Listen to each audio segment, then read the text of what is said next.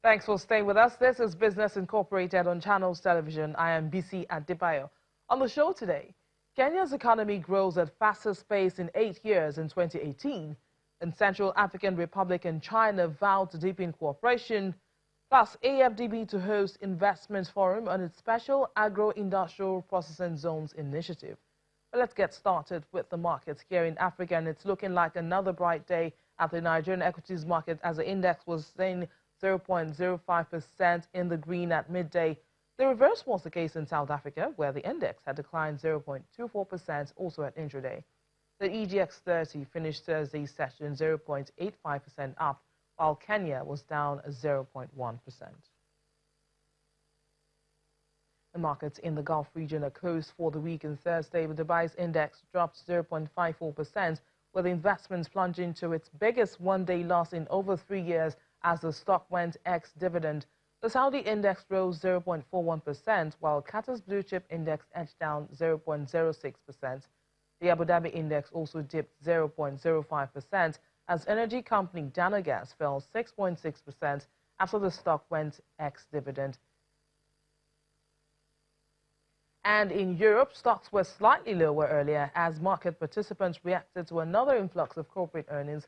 But let's talk to Orange Bats at the Frankfurt Stock Exchange for more on the European scene. It's good to see you again, Orange.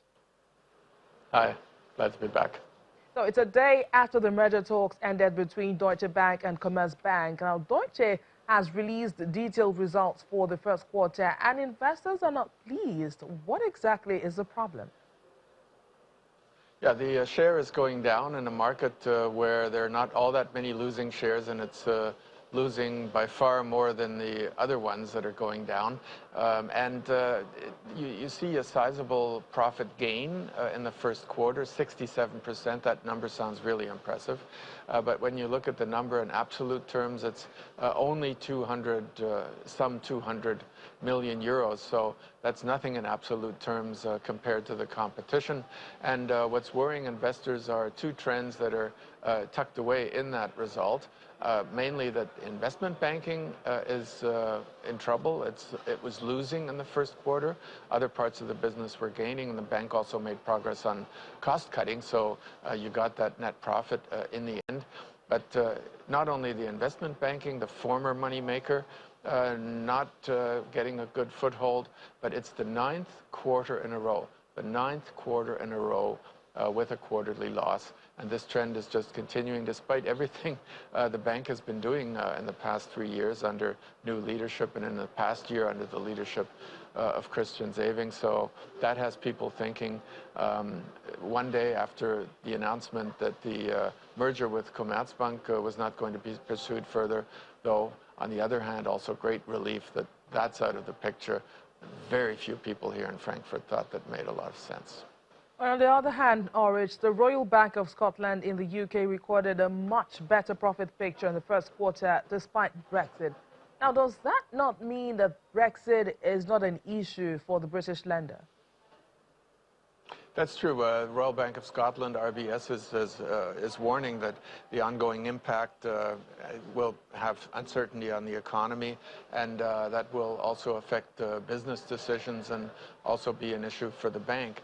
And it has felt the more difficult environment. It's been a difficult environment for investment banking units across the board, also Deutsche Bank, also RBS. So the profit is some 200 million lower than in the comparable time before, but it's still, when you contrast it to the Deutsche Bank, it's still a whole different number. Here with at RBS, we have the operating profit, so that's not the net income, but still, net income at Deutsche Bank, 200 million, and RBS operating profit over 1 billion pounds. That shows you that Deutsche Bank is not in the same league as many other banks, and many other European banks are similarly distanced from Deutsche and Commerzbank when it comes to profits. Many investors in Bayer are thoroughly displeased about the takeover of Monsanto. The controversial weed killer glyphosate, which Bayer took on board along with Monsanto, could prove to be expensive in the end. And today we see the CEO having to explain to shareholders at the AGM. What exactly did he say and how did they react to it? Werner Baumann, the CEO, said that he would do the same thing again. He defends the decision to buy Monsanto, and it was and remains the right move, he said. And he maintains the position that they have lots of evidence.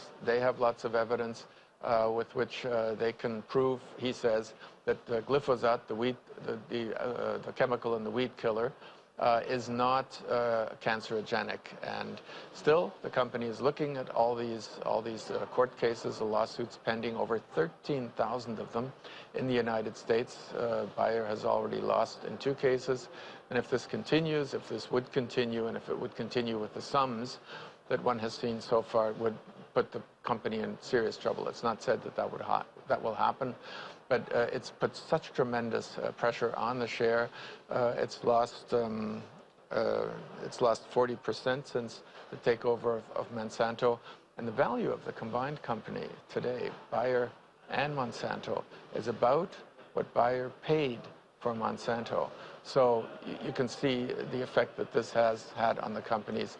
The shareholders at the annual general meeting are incensed. I heard a few of the heard a few of the attendees speaking on German television here. They were really, really angry. Anger that you don't see often in annual general meetings ahead of that.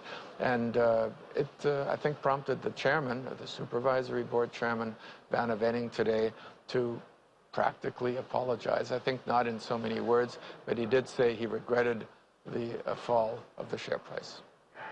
Thanks a lot, Ulrich, for those updates, and do have a wonderful weekend.